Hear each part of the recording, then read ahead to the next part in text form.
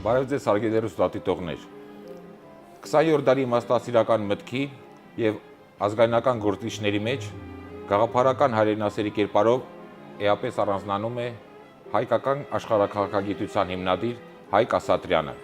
Հայորդիներ հաղորդաշարի այսօրվա հաղորդումը նվիրված է նրան, ով տասնամյակների մոռացությունից հետո արդեն մեր օրերում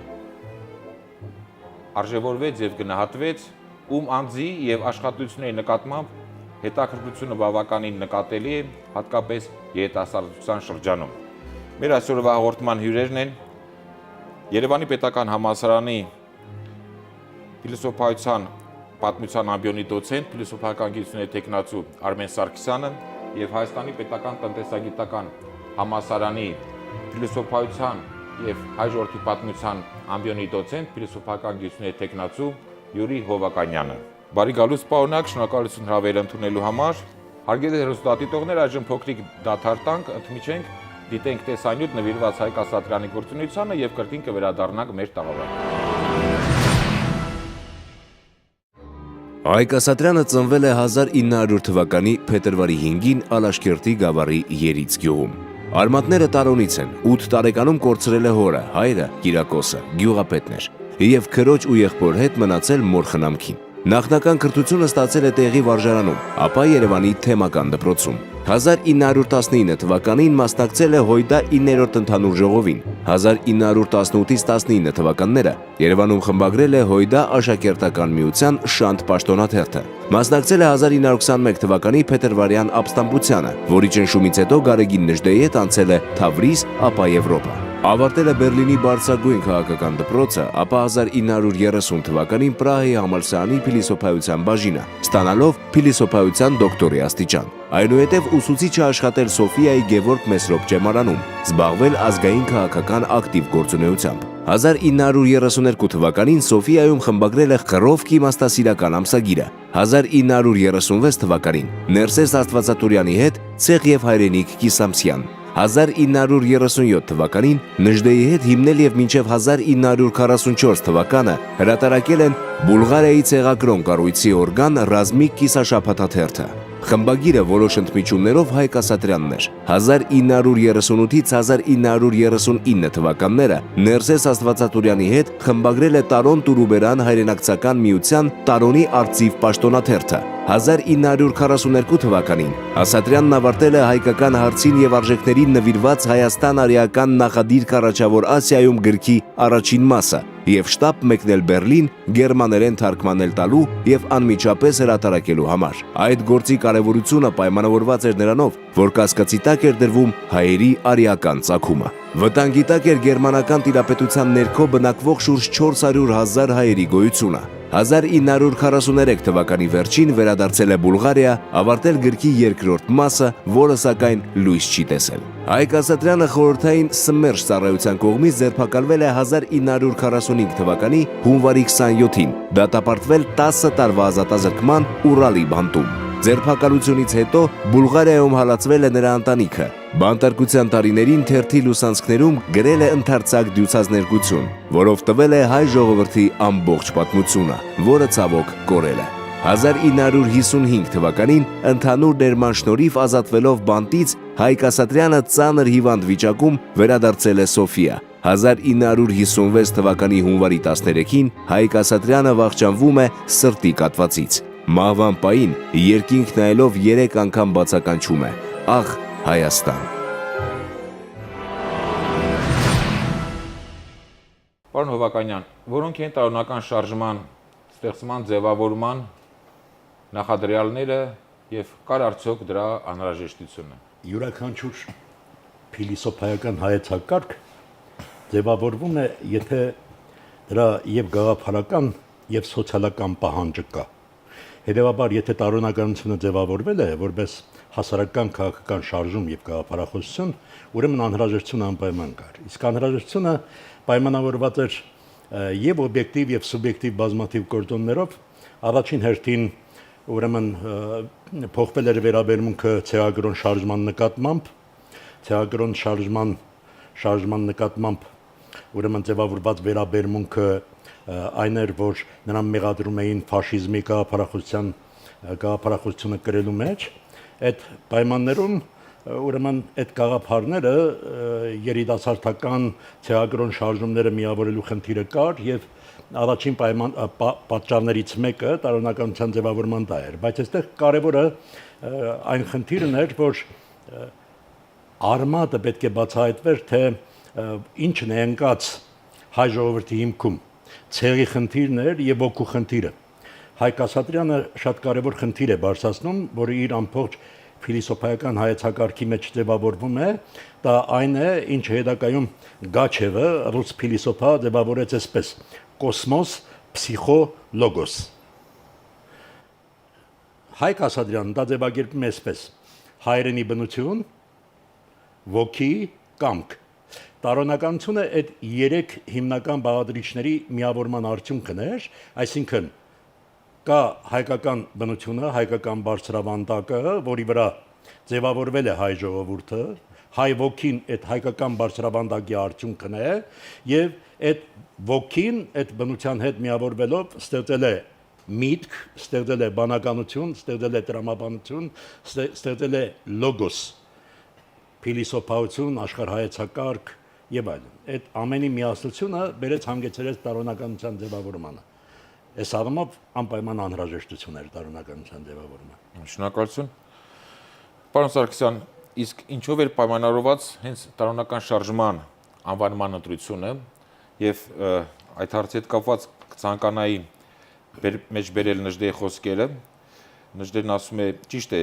Սուրբ հայրենի երկրի ամեն մի բուր հողը, սակայն ճիշտ է եւ այն, որ հայրենիքներն ունեն իրենց պատմառազմագիտական տեսակետից ամենակարևոր ու ամենանվիրական երկրամասը։ Այն երկրամասը, ուր ցեղ ամենից շատ է այրուն թափել, մշակութային գանձեր դիզել, հերոսական ու պատմություն ստեղծել։ Այն երկրամասը, առանց որի հայրենիքը ոչ թե զորավոր ու անկախ լինել, այլ իր գոյությունը պահել, ինքնապաշտպանվել չի կարող։ Ճակատագրորեն մեծ է տաունի նշանակությունը մեր ցեղի եւ հայրենիքի պաշտպանության համար։ Տարօրինականություն եզրի օգտագործումը պայմանավորված էր, կարելի ասել, երկու գործոններով։ Մեկը խիստ ընդհանուր, մյուսը մասնավոր։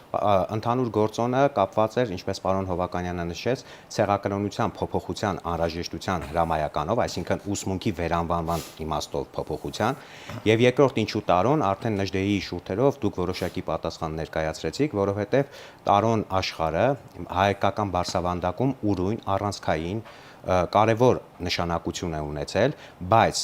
որպիսի տարըմբռնումներից խուսափենք, մի քանի կարևոր հանգամանքների վրա կցանկանամ ուշադրություն հրավիրել։ Նախ այն, որ տարօրինականությունը դա տարոնցիություն չէ, չնայած նույն Հայկ Ասատրյանի կենսագործունեության օրոք եւ դրանից հետո հաճախ նման բնույթի մեղադրանքներ հնչեցվել են, թե իբր Հայկ Ասատրյանը ձեռնամուխ է եղել կոնկրետ, այո, մի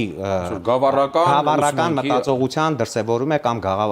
գավառական նախաձեռնության դրսևորում է։ Տարօրինականությունը ոչ այլ բան էր, նախ, եթե ոչ ցեղակրոնության փոքր-ինչ հարստացված, լրամշակված տարբերակը, երկրորդ տարօրինականությունը տարոնում ձևավորված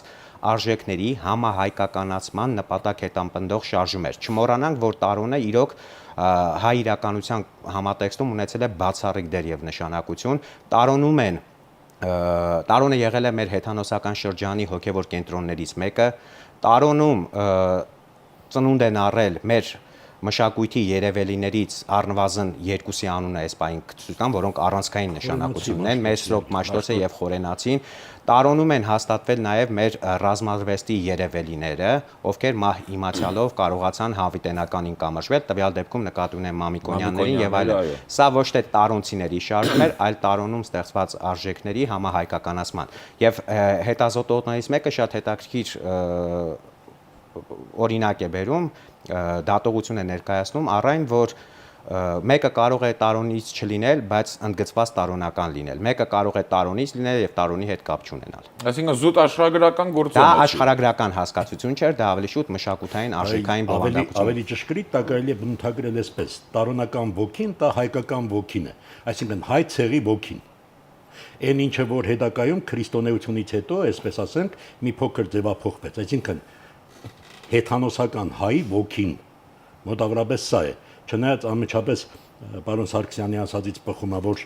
սա չի նշանակում, որ տարօրինականությունը հակաքրիստոնեություն է, որովհետև հենց քրիստոնեության ամենախոշոր պրոպագանդիստները, այսպես ասեմ, Տարօրինակ քրիստոնեության Մովսես կենտրոններից Խորենացին, չէ, արդեն տարոնի ոգու կրողն է։ Նույնը եւ Մեսրոպ Մաշտոցը, հասկանալի է, այսինքն, բայց դրա էությունը հայկական ոգու իր մեջ կրելու գաղափարն է, հայկական ոգին, դա է։ Այսինքն Նժդեի եւ Ասատրյանը տարօրինականություն ասելով, տարօրինական ոգի հայ ասելով, դա նույն հայկականության հայի կոմանիշ էին համարում։ Հայկականությունն է, հայ։ Եվ Նժդեի հետ կապված մի հավելում կցանկանամ անեմ, ինքը եւս անդրադարձել է տարօրինականությունը պիտակավորող մոտեցումներին եւ ասում է, օրինակ Սիոնը կար, բայց սիոնականությունը չկար։ Բառը չկար, բայց երևույթը հոգևոր բովանդակությունը կար։ Ասում է քաղաքական սիոնիզմը տասնամյակների պատմություն ունի, բայց սիոնականությունը, հոգևոր սիոնականությունը դարերի։ Իսկ ցանկանում է ասել, որ տարօրինականության ոգին, տարօրինականությունը լեզվական կաղապար թեպետ ուշ է ստացել, այնուամենայնիվ այդ ոգին լայն իմաստով թևածել է հայ իրականության մեջ վաղնջական շրջանից։ Շնորհակալություն։ Պարոն Հովհաննիսյան, չնայած վերջին տարիներին Հայկ Ասատրյանի աշխատությունների եւ հատկապես հատնտիրի հրատարակությանը, ցած միջոցով մեր հանրության ծանոթացմանը, այնուամենայնիվ կխնդրեի, որ ներկայացնեք Հայկ Ասատրյանին որպես մտածող, որպես փիլիսոփա։ Ուրեմն ես հիմա նախանձով եմ նայում մեր երիտասարդությանը, որովհետև իրենք առնվազն հնարավորություն ունեն օգտվելու եւ կարդալու բոլոր այն գրքերը, որոնք մեր ժամանակ արգելված էին։ 30 տարի առաջ հասանելի չէ։ Մեր ժամանակ արգելված էին։ Ես հաճախ իմ ուսանողներին ուրեմն ասում եմ պիտի անպայման արգելված լինի, որ արգելված պտուղը քաղցր լինի։ Մենք բազմաթիվ գրքեր, այդ թվում նաև Հայկ Ասատրյան, Գարեգին Նժդե, ես նույնիսկ ասենք Սոլժենիցին, չէ, մենք ձեռագրով բազմացնում փոխանցում էինք իրար, որպեսզի կարդանք։ Այսօր այդ խնդրեմը չկա, փառք Աստծո, այդ հիմնախնդիրը այսօր չկա։ Բավականին դյուրացել են։ Եվ այս առումով ես ուզում եմ ուրեմն այն Հայկ Ասատրյանը, որ ես կարդացել եմ լրագրային, թերթոնային, ամսագրային տարբերակով, ես այսօր իմ խորին շնորհակալությունն եմ ուզում հայտնել այն անձնավորությանը, իմ լավ բարեկամին, մեր լավ մտավորականներից մեկին, Մուշեղ Լալայանին, որ կարողացավ կյանքի կոչել հատնտիրի ձևով եւ Գարեգին Նժդեի հատնտիրը եւ Հայկ Ասատրյանի հատնտիրը շնորհակալություն այդ հրաշալի գործի համար։ Եվ բացի նրանից, սա ներկայացվեց արդեն, այսինքն յուրաքանչյուրը կարող է այդ գիրքը ունենալ իր տանը, կարող է իր սեղանին ունենալ եւ կարող է իր ուզած պահին կարդալ, բայց ես դրա մասին չէ որ ուզում եմ Հայկ Ասատրյանի մասին խոսել։ Հայկ Ասատրյանը այն բացառիկներից է, որ 20-րդ դարի առաջին 30-ական թվականներին հայ իրականության մեջ ուրեմն ձևավորվեց որպես պաշտոնական փիլիսոփա, այսպես ասեմ, այսինքն օրինական փիլիսոփա, որը սովորել էր եվրոպական համալսարաններում, Պրահայի համալսարանում է սովորել է փիլիսոփայության ֆակուլտետում, հասարակագիտության եւ փիլիսոփայության ֆակուլտետում, պաշտպանել է դոկտորական թեզ։ Դրանցից էին, ասենք, Բազարջյաններ, Վահան Խորենիներ, ուրեմն Երվանդ Ֆրանկյաններ, Հայկ Ասատրյանը եւ երևի 1-2-ը կարողանաք ինձ ավելացնել այդ ցուցակին։ Ասատրյանը չմնաց պաշտոնական փիլիսոփա, թեպետ դիպլոմ ստացավ դոկտորի, բայց պաշտոնական են առումով, որ նա հնարավորությունը չունեցավ, որովհետեւ փիլիսոփայությունը այն բացառիկ գիտություններից է, որովհետեւ փիլիսոփայությունը զարգանա պետք է անկախ հայրենիք ունենաս, պետականություն ունենաս, պետք է բուհ ունենաս,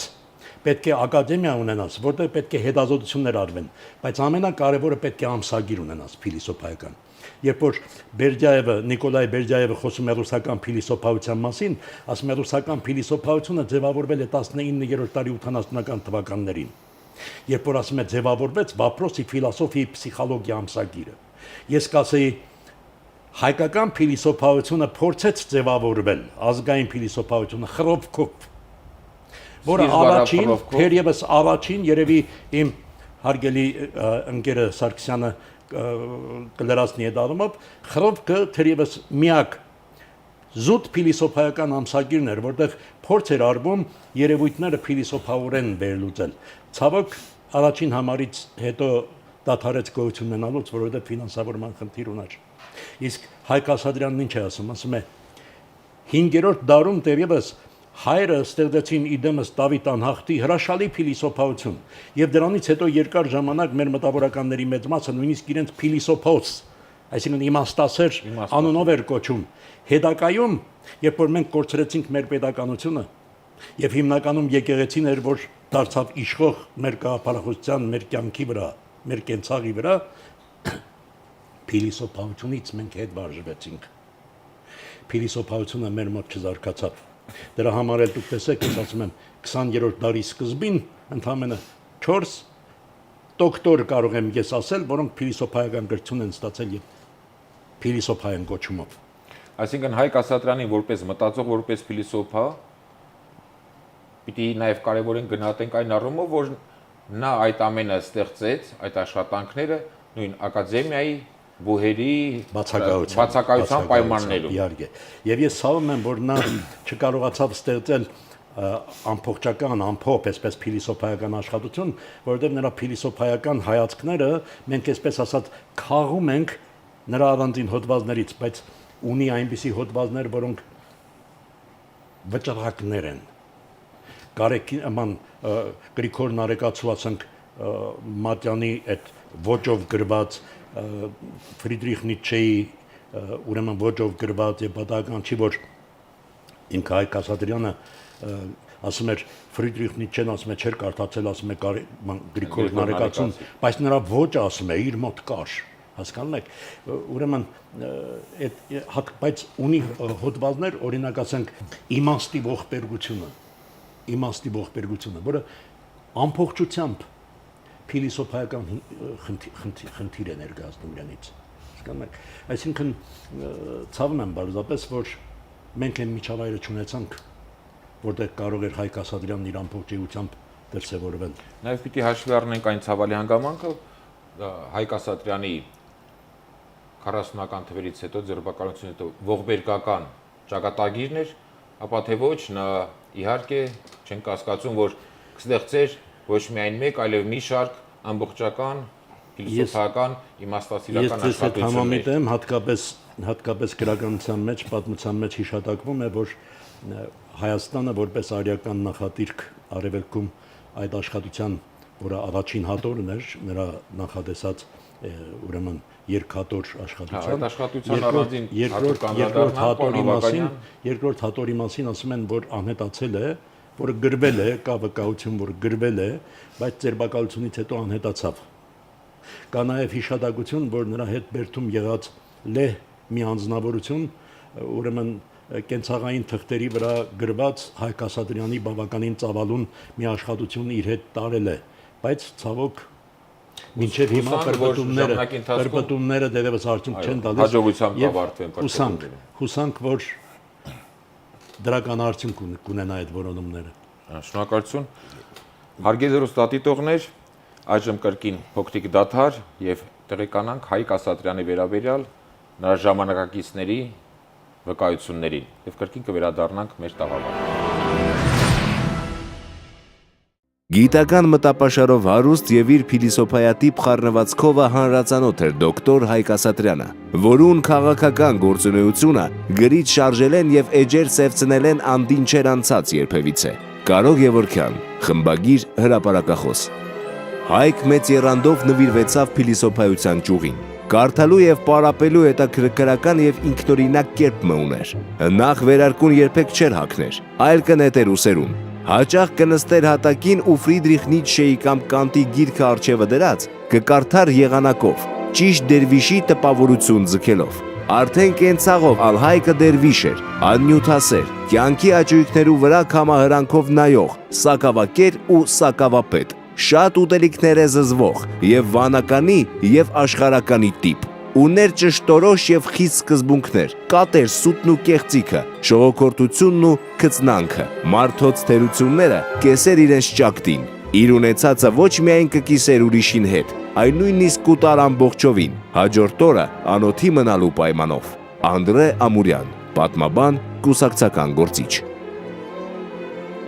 Անվիճելիորեն խրովք մներան, ինքն իր մեջ ու իր մե դուրս, անկը սիրեր հայրենիքը, անոր ամեն մեկ մթին թե լուսավորանկյունները, անցյալն ու ներկան, տառապանքներն ու փառքերը, ու կսիրեր պաշտամունքի հասնող ուժգնությամբ։ Իր այդ հայրենասիրությունը լոկ զգացողական չէր, Հայկ Ասատրյան կճանչնար մեր հայրենիքը ու կճանչնար անսխալ հայերեն թե օտար լեզուներով գրված բոլոր գործերը, որոնք կխոսին մեր երկրին մասին ծանոթ էին անոր։ Նաև մեր մատենագրության մեջ չկար տողմը, որուն վրա անտքնած չլար։ Ասատրյանի անժխտելի առավելություններեն մեկն էր նաև այն, որ ան ոչ միայն մեծ գնահատում ուներ մեր ժողովրդին արժեքներուն մասին, այլև մեծ հավատք դեպի ան, անխախտելի, նույնիսկ կրոնական մոլեռանդության հասնող հավատքը դեպի անոր ապագան։ Կարո Մեհյան, հրապարակախոս։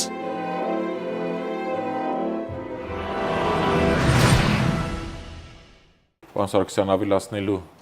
ինչ-որ որպես Հայկ Ասատրյանը որպես մտածող, որպես փիլիսոփա։ Պարոն Հովհաննիսյանը նշեց նրա բազային կրթության հանգամանքը, շեշտեց եւ հետաքրքիր հանգամանքի վրա ցանկանայի ուշադրություն հավրել։ Հայկ Ասատրյանը, եթե չեմ սխալվում, իր դոկտորական ատենախոսությունը պաշտպանել է Հեգելի փիլիսոփայության գծով։ Ինչի եմ սա շեշտում, որովհետեւ 20-րդ դարաշրջանին Հեգելով պաշտպանելը բավականին բարդ խնդիր էր։ Դա պետք է նախ եւ առաջ մասնագիտական լուրջ պատրաստել, որովհետեւ 20-րդ դարում այդ համաշխարհային նշանակության դեմքերից ես այս պահին հիշում եմ միայն Մարկուզեին, Հերբերտ Մարկուզեին, ով եւս Հեգելի փիլիսոփայության գծով է իր ատենախոսությունը պաշտպանել։ Բացի այդ, Հայկ Ասատրյանի ստեղծագործություններին ծանոթանալով հստակ նկատվում է փիլիսոփայական իմացության փաստը, որովհետև բազմաթիվ էջերում, բազմաթիվ դրվագներում մենք կարող ենք հանդիպել Նիչեից, Կանտից եւ բազմաթիվ այլ մտածողներից հիշատակումներ, մեջբերումներ, համեմատություններ, բայց նաեւ ուրախությունն այն է, որ Հայկ Ասատրյանը ինչ որ իմաստով խուսափում է փիլիսոփայական ակադեմիզմից, որովհետև նրա համար կար կարևոր խնդիր, դա հայ իրականության գիտականությունից այսպես ասած, չոր գիտական ձևի տեսանկյունից գիտականությունը որոշակիորեն պահպանված է, սակայն այստեղ կարևորը այն է, որ բոլոր խնդիրները նա քննարկում է հայ իրականության համատեքստում կամ հայ իրականության հետ ընդհանրության աղերսների համատեքստում, որտեղ նրա խնդիրը լայն իմաստով հայ իրականության հոգեվերանորոգումն է, հայերի հոգեվերանորոգումն էր։ Լայբնիցը ժամանակին ասում էր ներկան մշտապես հղի է ապագայով, եւ նրա խնդիրն այն է, որպեսզի այդ ապագան ներկայի բուժման ճանապարհով լույս աշխարհ գա։ Եթե Նիչեն օրինակ ասում էր մարդը մի բան է, որ պետք է հաղթահարվի, ապա Հայկ Ասատրյանը ասում էր ներկան մի բան է, որը պետք է հաղթահարվի։ Իսկ ներկան նա հաղթահարումը նախ եւ առաջ տեսնում էր այսպես կոչված ինտերնալիզմի ճանապարհով, այսինքն ներքինի փոփոխությունը պիտի բերեր արտաքինի փոփոխության, այլ ոչ թե արտաքին փոփոխության սպասումով ակնկալեինք ներքին փոփոխություն։ Շնորհակալություն։ Նաև հիշատակեմ այդ փաստը, որ դեռևս պարոն Հովհաննիսյան դուք ասացիք ամբողջական աշխատությունների բացակայության մասին, մինչև այժմ հրատարակված չէ նաև Հայկ Ասատրյանի գերմաներենով գրված փիլիսոփայության դոկտորի այդ ատենախոսությունը, ուսանք նաև մի օր դա թե գերմաներեն, թե նաև հայերեն լեզվով կթարգմանվի։ Դա նույնպես հրատարակված չէ։ Եվ մեր հանրությունը տեղ կտրի։ Բայց ես կուզենայի, որ քանի որ հերոստատեսության ծրագիրը նաև այսպես լուսավորական ուսուցողական, այո, ուսուցողական, ես կուզենայի, որ Հայկ Ասատրյանի գործունեությունը մեկ այլ ասպեկտով նույնպես նայվի, ուրեմն 30-ական թվականներին Գերմանիայում լայն տարածում էր ստացել այն ուրեմն տեսակետը, որ հայերը դա սեմիտական ժողովուրդներ են եւ մոտավորապես նման են հрьяաներին եւ նույնիսկ պատկերացրեք, ուրեմն վրացի Նիկուրաձե կար, որը Կեպելսի եւ գերմանական ֆաշիզմի մյուս ուրեմն լիդերների հետ մտերմական կապեր ուներ, կարողանում էր այնտեղ տարածել են գաղափարը, որ հայերը արիական ժողովուրդներ չեն, սեմիտականներ են, եւ նույնիսկ ուրեմն տարածում էին այն տեսակետը, որ մեկ հույնը կարող է խաբել 7 հրյայի, ուրեմն իսկ մեկ հայը 7 հույնի։ Այսինքն առաջին հայացքից այսպես որ նայում ես մեր ազգային մենթալիտետից ելնելով մտածում եմ որ ուրախանում են էլի որ 49 հրյա մեկ հայը կարող է խաբել, բայց 30-ական թվականներին դա նշանակում էր որ մեկ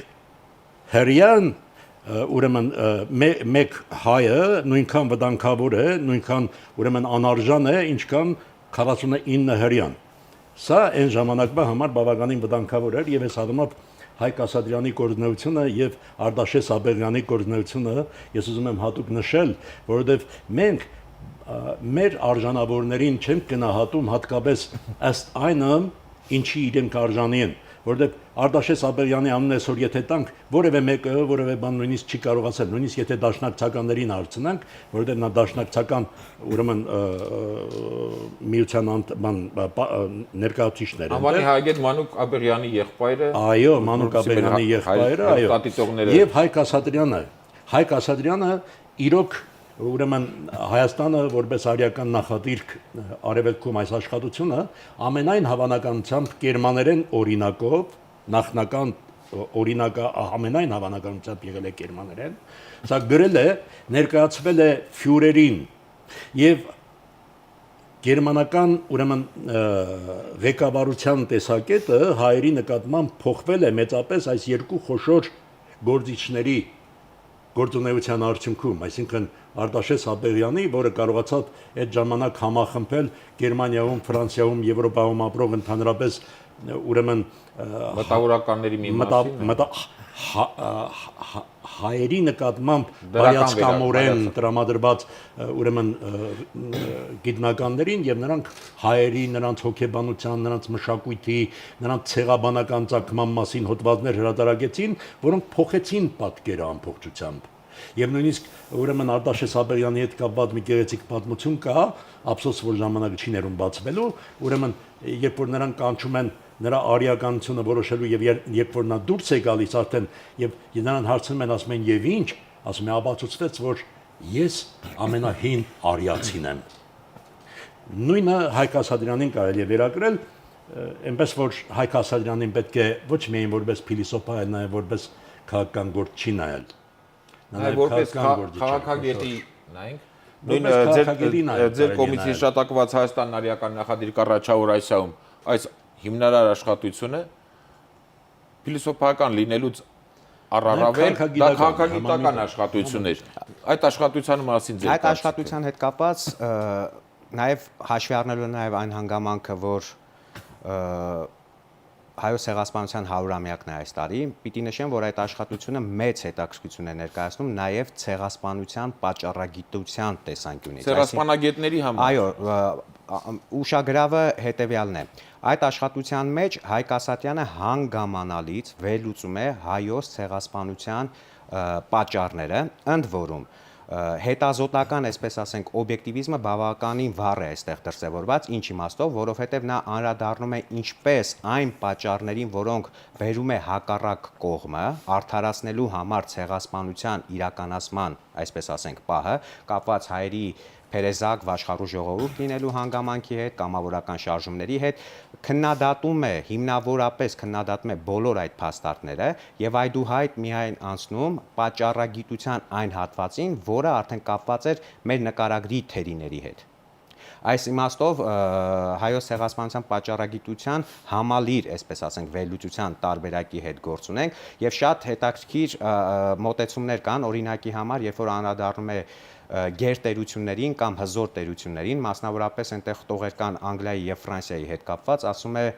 Անգլիան եւ Ֆրանսիան անշուշտ ցնցվեցին հայոց ցեղասպանության փաստից, սակայն պիտի փաստենք, որ նրանք ավելի շուտ ցուցանեցին դրանից օգտվելու, այլ ոչ թե դատապարտելու կամք։ Այսինքն, միևնույն ժամանակ նա փորձում էր այս ժողովրդին մեր ժողովրդին որոշակի իրատեսության, այսպես ասենք, չնայած դա չպիտի հասկանանք կենցաղային իրապաշտության դիրքերից, որովհետև Հայկ Ասատրյանը այդ կենցաղային իրապաշտության նկատմամբ խիստ մերժողական վերաբերմունք ուներ, որտեղ հայերի մոտ կենցաղային, այսպես ասենք, ռեալիզմը հաճախ զուգորդվում է այսպես կոչված բացարձակապաշտության հետ, որը ըստ Հայկ Ասատրյանի ոչ այլ բան է, եթե ոչ սեփական փրկությունը արտաքին գործոններով պայմանավորելու դրսևորում։ Օրինակ ասում է հայը սովոր է իր իրավունքը սպասել օտարների արդարամտությունից։ Այդ իսկ պատճառով նա բարեկամներ չունի, որովհետև կանխավ մատնում է մուրալու իր տկարությունը։ Այսինքն ինչ է ուզում Հայկ Ասատրյանը ասել, որ նախ եւ առաջ հեղաշրջված ոգին է փոխում իրականությունը եւ մենք նախ եւ առաջ խնդիր պիտի դնենք ինքնափոփոխության, որպիսի ինքնափոփոխության ճանապարհով հասու լինենք փոփոխված աշխարհի կերտմանը։ Պարոն Սարգսյանի մոտ երբեմն տպավորություն է ստեղծում, որ ցեղասպանությամբ, պատմությամբ եւ ընդհանրապես նաեւ հայկական հարցի պատմությամբ զբաղվող մեր մասնագետներին, ինչպես նաեւ քաղաքագետներին Հայկ Ասատրյանի այդ հիմնարար աշխատությունը երբեմն ծանոթ չէ կամ հետաքրքրված չեն, մինչդեռ փոխարենը ավելի շատ մեջբերումներ տեսնում ենք եվրոպական, մասնավորապես գերմանական, ինչպես նաև ամերիկյան նորօրյա քաղաքագետների աշխատություններից, երբեմն թվում է, որ միտումնավոր կերպով Հայաստանը արիական նախադիր առաջավոր Ասիայում այս աշխատությունը, որ Եվրոպայում է ընդունելության արժանացել, կարծես թե միտումնավոր անտեսվում է։ Օտար աղբյուրներին դիմելու մեջ վատ բան չեմ տեսնում, նաև դա որոշակի հոգեբանական անկողնակալության էֆեկտ ստեղծելու հնարավորություն է տալիս, բայց նաև նման գործի սիրահարներին կարող եմ ասել, որ նույն Հայկ Ասատրյանի ստեղծագործության մեջ իրենք կարող են գտնել բազմաթիվ օտար հեղինակների հետ կապված վկայություններ, փաստական որոշակի նյութ, եւ իրենց ուսումնասիրությունները կարող են հարստացնել նաև Հայկ Ասատրյանի հղումներով բերված փաստական տվյալներով։ Շնորհակալություն, պարոն Հովհաննիսյան, Հայկ Ասատրյանի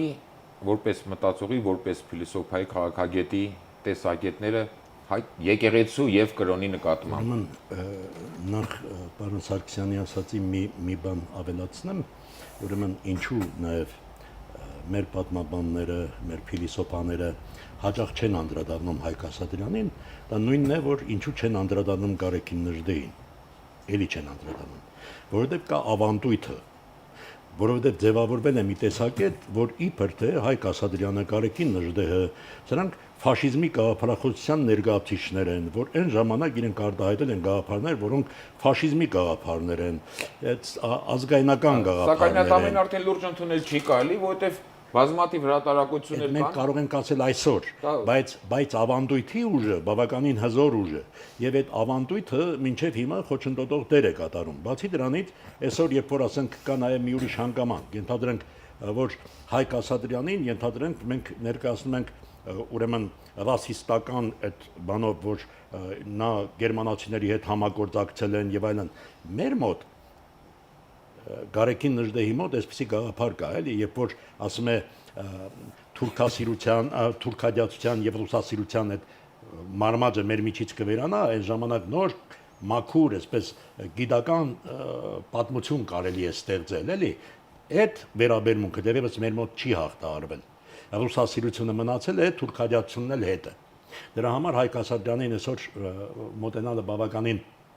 դժվարին խնդիր է, պետք է հարմարվեն, ինչպես որ նոր բաղին պետք է ականջները հարմարվի, այդպես էլ նոր անունին։ Այո, մոտեցողները պիտի համապատասխան պատրաստվածություն ունենան։ Ես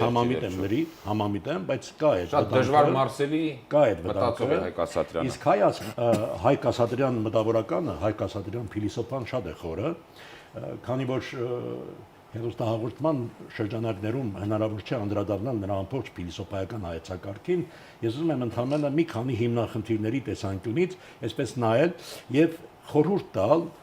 մոտավորապես այսպես, թե ինչին կարելի անդրադառնալ Հայկ Ասատրյանի մոտ։ Առաջին անգամ, երբ Հայկ Ասատրյանը եկարտում ինձ ցնցեց մի գաղափար։ Դա մոտավորապես 80-ական թվականների վերջերն էր երկրաշարժից հետո,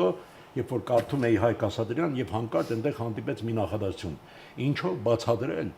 որ ամեն անգամ սոցիալական ցնցումներից հետո Հայաստանում տեղի է ունենում երկրաշարժ։ Հասկանում եք, ես առաջին հերթին խորհուրդ կտայի մի հատ մեր երկրաբաններին հələ հետազոտություն կատարեն սոցիոլոգների հետ, թե իսկապես ենթադրենք 7-րդ, 8-րդ դարերում անին կործանող այդ երկրաշարժները եւ այլն արդյոք ինչքանով էին կապված ենթադրենք թաթար-մոնղոլական, արաբական շարժումների հետ, երբ որ ասենք դադարվում էր Հայաստանը, որովհետեւ երբ որ մենք հետակայում ասենք նայում ենք վերնացքի ենք նայում, նոոսֆերայի խնդիր ենք նայում, բարձրանում է որ այս ամենի մասին ես չգիտեմ Հայկ Ասատրյանն ինչքանով էր ծանոթ, որովհետեւ ինքը ունի հատուկ նման ուսումնասիրություն, որ ես ասեմ, նա գիտեր ինչ բան է նոոսֆերան, նա գիտեր, թե ինչպես է ենթադրենք ինի եւ յանի երևույթները իրար հետ կապված ճապոնական փիլիսոփայության մեջ, բայց ինքը խնդիրներ է դնում, այսինքն, որ հայրենական երևույթները, բնական երևույթները եւ սոցիալական երևույթները փոխադարձորեն կապված են։ Դրա համար Հայկ Ասատրյանի փիլիսոփայության մեջ ես կանդրադառնայի նաեւ ցեղի ըմբռնման խնդրին, ցեղը ոգի է եւ հայկական ուրեմն բարձրավանդակի փոխհարաբերության խնդրին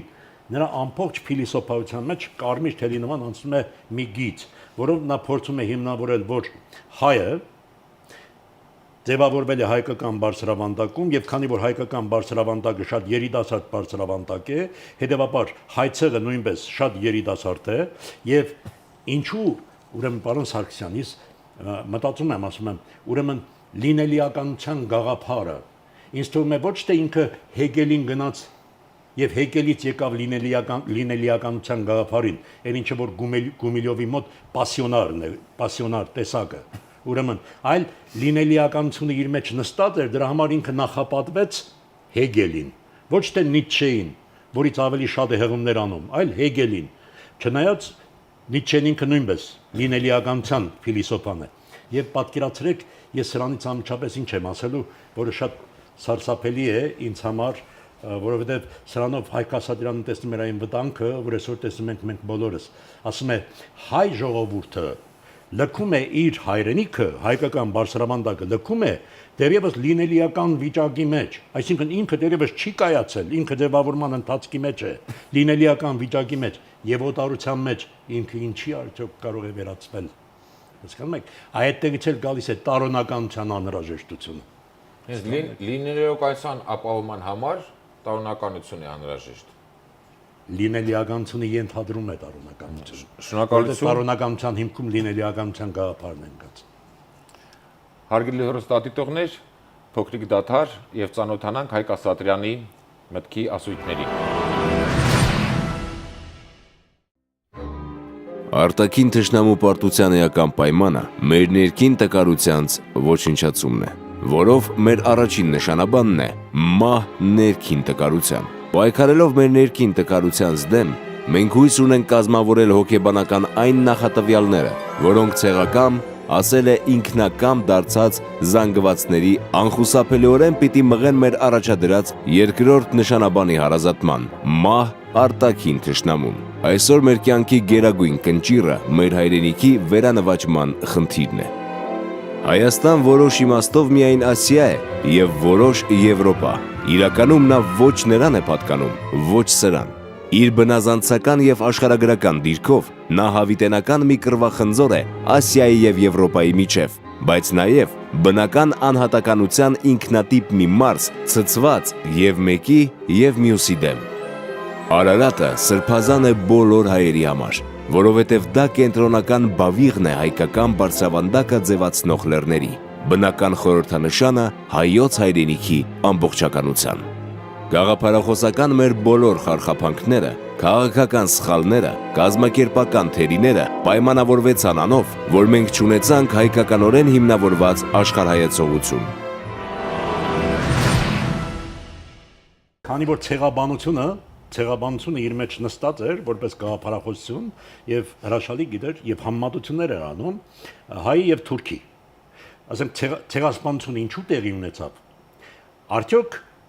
միայն նրա համար, որ ենթադրենք մենք ռուսասերներ էինք եւ խոչընդոտում էինք ենթադրենք արևմուտքի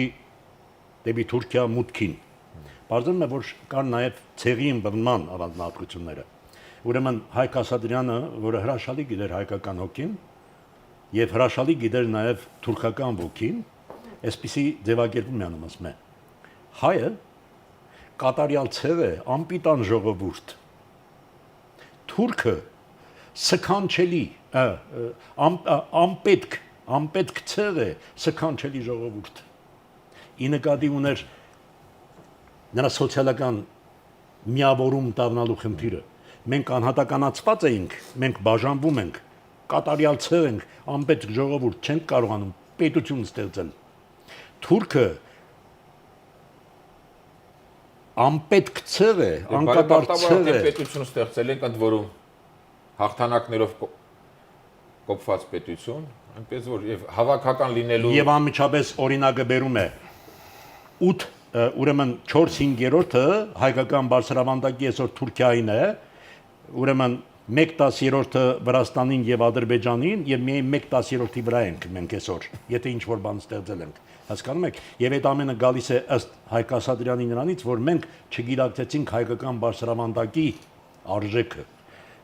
Եվ մեր, ասենք, ամրոցները կառուցեցինք 2000 մետրից ցածր են դեպքում, երբ որ 2000 մետրից վերև պետք է մենք իշխեինք այդ տարածքի վրա եւ հանգեցինք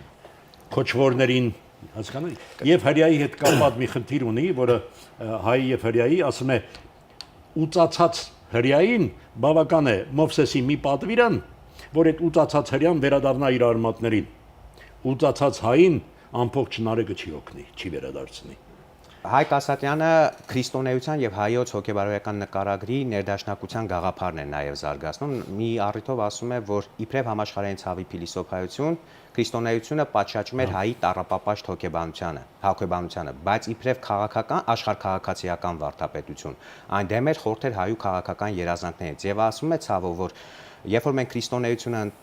ընդունեցինք մեզ հարազատ ինչ-որ բան, բայց միևնույն ժամանակ այդ հարազատ բանը մեզ գցեց ինչ-որ խնդիրների մեջ, բայց ասում է հայոց բնազանցական էության ուժականության շնորհիվ հայը կարողացավ ընդամենը դարեր անց ազգայնացնել քրիստոնեությունը, օրինակ շնորհալին ինքը քրիստոնեություն ծառայեցրեց ներցեղային բարոյականին եւ այլն եւ այլն։ Եվ հայոց ուժականությունը, հայոց ոգու ստեղծագործականությունը նաեւ դրսեւորվում է մշակույթի այլ ձևերում։ Օրինակ ասում է հայոց հոգեվոր ստեղծագործությունը չընթացավ արևմտյան հունով եւ ոչ էլ արևելյան կաղապար ստացավ։ Հայոց խորհրդապաշտությունը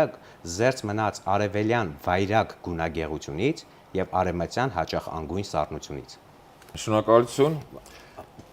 Ասատրյանի փիլիսոփական հարուստ ժառանգության արժևորումը մեր եւ հատկապես գալիք սերունդների պարտականությունն է։ Հարգելի հեռուստադիտողներ, մեր այսօրվա հաղորդումը նվիրված էր տարօրինականության ռաֆիրը Հայկ Ասատրյանին։ Հաջորդ հաղորդմանը կներկայացնենք հայոց նեմեսիս Շահան Նաթալիին։ Առայժմ այսքանը, ճանաչենք հայորդիներին։